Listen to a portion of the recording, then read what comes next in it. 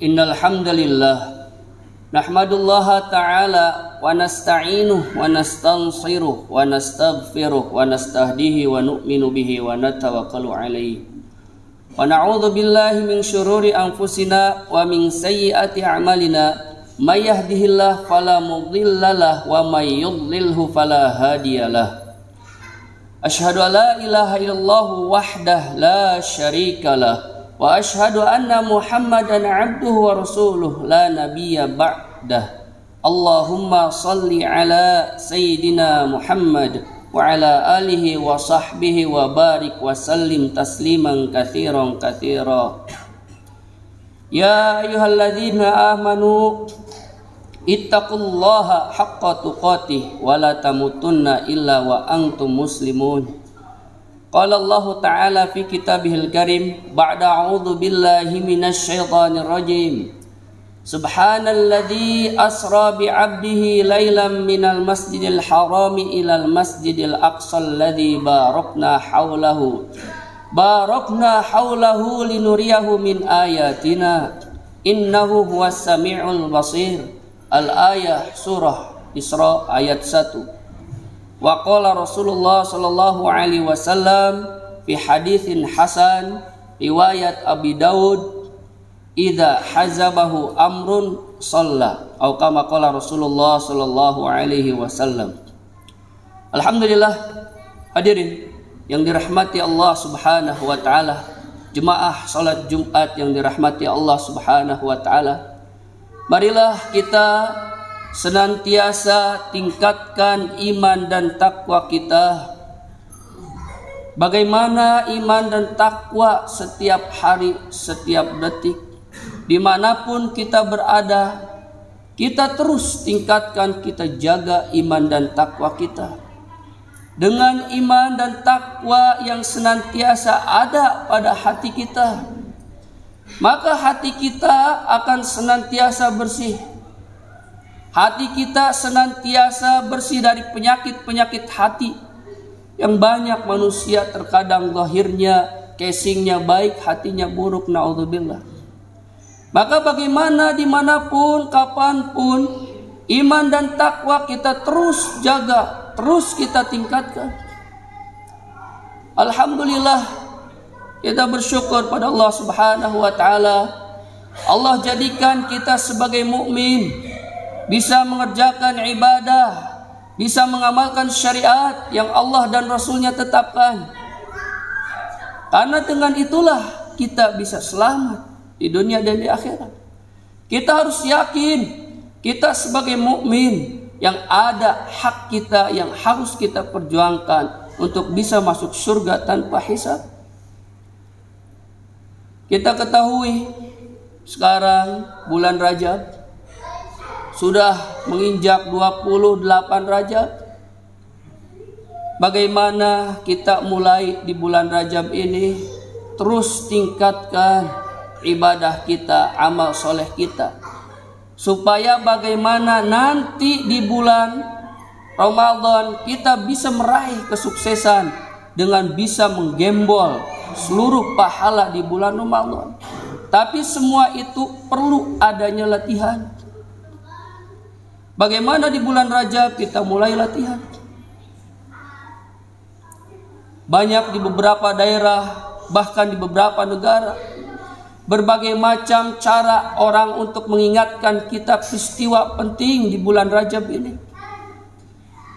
Ada yang membacakan sirah-sirah, kitab-kitab sirah. Ada mungkin peringatan Isra Miraj dengan tausiah ulama-ulama. Maksud, substansi, inti kita mendengar hal itu adalah bagaimana kita mengingat pentingnya sholat. Itulah yang harus senantiasa kita ada pada diri kita. Bagaimana Rasulullah SAW sebelum beliau diisrakan dan dimi'rajkan, beliau dibersihkan hatinya terlebih dahulu. Dibelah dada beliau, dibersihkan hati beliau dengan air Zam-Zam. Maka bagaimana kita pun sebelum mengerjakan sholat, hati kita bersihkan. Bagaimana ta'aluk hati kita terhadap perkara dunia, kita tinggalkan terlebih dahulu. Karena namanya perkara dunia itu sudah berakar, mendarah daging dalam pikiran kita, dalam hati kita. Ketika kita tidak bisa atau tidak memiliki pekerjaan, maka yang terpikir dalam otak kita, akal kita, bagaimana saya bisa makan? Ketika kita tidak memiliki pekerjaan yang mungkin memiliki gaji yang gede, bagaimana bisa menghidupi anak dan istri saya? Perkara dunia ada di dalam akal kita, otak kita, dalam hati kita.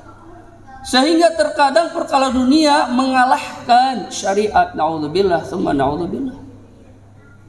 Hadirin yang dirahmati Allah Subhanahu wa taala. Maka bagaimana hikmah terjadinya Isra Miraj tersebut? Kita senantiasa mengingatnya pentingnya membersihkan hati. Pentingnya hati kita senantiasa bersih. Maka bagaimana kita sebelum sholat, afdolnya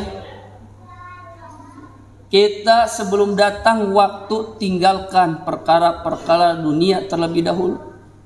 Afdolnya bagaimana 5 menit, 10 menit sudah ada di masjid, sehingga kita tidak masbuk, sehingga pikiran kita tidak terhadap dunia. Karena kita akui dunia itu sudah ada dalam benak-benak kita, dalam hati kita, dalam pikiran kita. Seperti halnya kalau kita memberhentikan sebuah kipas angin, kita off-kan kipas angin yang terjadi setelah kita off-kan belum langsung berhenti, tapi ada jeda waktu beberapa menit, beberapa detik. Begitupun ketika kita ingin beribadah sholat, kalau kita masih sibuk terhadap perkara dunia, kita masbuk. Contoh katakan ketika takbir masih ingat terhadap perkara dunia, maka bagaimana kita berhentikan sejenak, izin pemimpin-pemimpin di sini, pejabat-pejabat di sini yang mungkin memiliki bawahan, arahkan untuk sholat tepat pada waktunya, 5 menit sebelum sholat atau 10 menit sebelum azan. Bagaimana sudah berada di musola atau di tempat-tempat sholat di kantornya atau dimanapun, supaya hatinya bersih ketika sholat, tidak ingat perkara dunia. Naudzubillah, sering kita dengar ketika kita takbir Allahu Akbar malah ingat sesuatu, dikatakan Allahu Akbar, ingat sesuatu. Ini adalah kualitas sholat kita, yang mana lemahnya kita, pikiran kita dan hati kita masih terus muta'alliq, terikat terhadap perkara-perkara dunia. Maka bagaimana hati kita sebelum kita sholat bersihkan. Makanya toharoh yang betul, wudu yang betul secara zahir, biar hati pun kita bersih. Maka dengan sholat kita, hati kita bersih, tidak ada hasad, iri, dengki, kesal kepada teman, maka kualitas sholat kita itu akan semakin meningkat. Makanya kenapa pahala setiap orang yang sholat pasti berbeda-beda. Minimal kalau berjamaah dia dikatakan 25 atau 27 derajat. Bisa lebih dari itu, tergantung kualitas sholat yang dia kerjakan. Hadirin yang dirahmati Allah Subhanahu wa ta'ala. Maka bagaimana? Yuk kita tingkatkan sholat kita.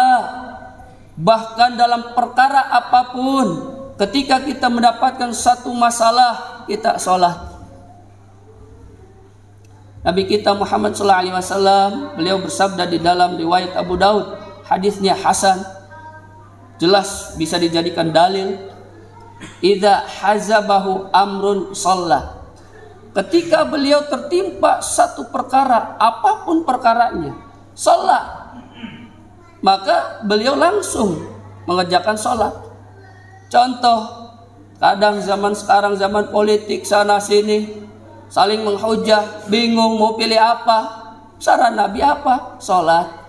Sebelum nyoblos, sholat dulu 2 rakaat. Doa sama Allah. Tolabul khair, minta kebaikan. Ya Allah, saya nyoblos, baik nomor berapa ya Allah, jadikanlah pemimpin yang maslahat dunia akhirat. Jangan sampai hanya mengikuti hawa nafsu karena diberi sesuatu amplop atau apapun itu, maka naudzubillah kita tidak jujur terhadap hati kita. Maka bagaimana kita sebelum mengerjakan sesuatu, kita bingung terhadap sesuatu, apa perintah Nabi? Sholat. Maka dengan itulah, dengan sholat itulah yang berkualitas Allah berikan solusi-solusi kehidupan. Kita ini banyak permasalahan, banyak hajat, tapi jarang sholat. Kita hanya yakin terhadap yang zahir. Maka bagaimana? Yuk kita terus ingatkan siapapun anak istri kita untuk senantiasa menjaga sholat. Karena syariat sholat itu ditetapkan sebelum hijriah. Bagaimana Nabi SAW berangkat setelah dibersihkan hati beliau, berangkat dari Masjidil Haram ke Masjidil Aqsa dalam satu malam, sampai ke langit ke-7, sampai ke Sidratul Muntaha. Sidratul Muntaha itu adalah tempat yang tinggi yang tidak bisa ternalar oleh kita. Teknologi zaman sekarang pun gak bisa mencapainya. Berarti gimana? Aman tuh kita beriman, amanah kita beriman bahwa itu terjadi dalam satu malam. Kemudian bukan berarti ini mau sowan pada Allah, Allah berada di atas. Bukan seperti itu. Bukan itu intinya. Terkadang naudzubillah orang sampai sekarang mendebatkan Allah di aras, Allah di mana. Ayatnya tentang Isra Miraj. Padahal maksudnya bukan itu. Maksudnya tentang sholat. Maksudnya di situ bersihkan hati. Jadi wallahu alam bisawab. Yang jelas kita beriman pada Allah. Allah Maha Ada. Jangan sampai mendebatkan Allah di aras atau Allah di mana. Naudzubillah. Kita harus betul-betul meyakini bahwa Allah Maha Ada. Allah Maha Ada, kita beriman pada Allah, beriman kepada Rasulnya dan kisah-kisahnya yang ada pada dalam Al-Quran, sehingga iman kita itu betul-betul kuat. Orang memperdebatkan terus Allah di mana, hati rusak, sehingga substansi dalam sholat hati bersih hilang, asbab memperdebatkan Allah di mana. Naudzubillah, tsumma naudzubillah. Bahkan orang memaksakan untuk berkeyakinan Allah di arsy. Maka itu sesuatu hal yang ikhtilaf, yang diperdebatkan oleh ulama. Maka rahmat Allah Subhanahu wa taala, kita sebagai manusia yang sangat lemah, butuh arahan-arahan ulama kita.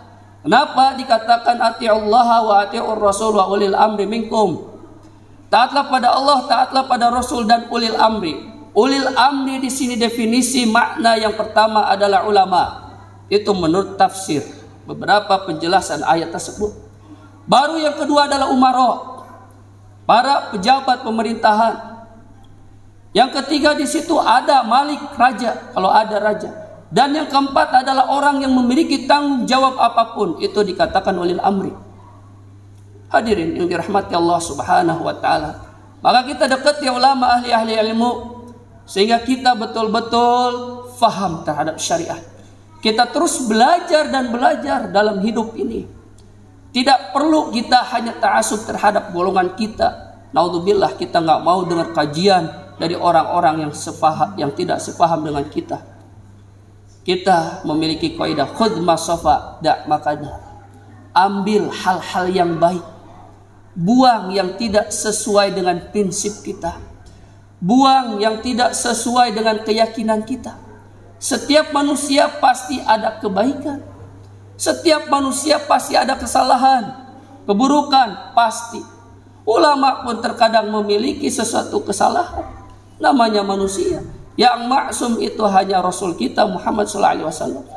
Maka jangan sampai naudzubillah kita saling menyalahkan, saling menghujah, saling menghakimi, saling kita menjerumuskan satu sama lain, naudzubillah. Hadirin yang dirahmati Allah Subhanahu wa taala, bagaimana ittihadul ummah, kesatuan umat ini terjalin walaupun kita berbeda satu sama lain, sehingga kita terus dan terus istiqomah dalam kebaikan, sehingga kita semua sebagai mukmin, sebagai muslim bisa masuk surga tanpa hisab. Itulah yang kita cita-citakan dalam hidup kita, sehingga kita menjadi orang yang sukses. Barakallahu li wa lakum wa nafa'ani wa iyyakum bima fihi minal ayati wa dzikril hakim. Aqulu qouli hadza astaghfirullah li wa lakum.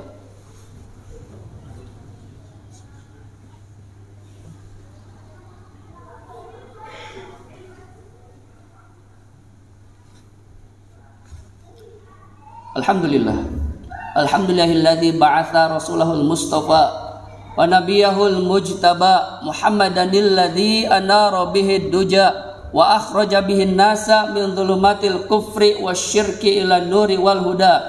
Man ata'ahu wa taba'ahu ihtada wa man asahu faqad dhalla wa ghawa. Asyhadu an la ilaha illallah wahdah la syarikalah wa asyhadu anna Muhammadan abduhu wa rasuluhu la nabiyya ba'dah. Allahumma salli ala Sayyidina Muhammad wa ala alihi wa sahbihi wa barik wa sallim tasliman katsiran katsira. Usikum wa nafsi bi taqwallah bi sirri wa alaniyah. Qala Allah Ta'ala fi kitabihil karim ba'da a'udzu billahi minasy syaithanir rajim.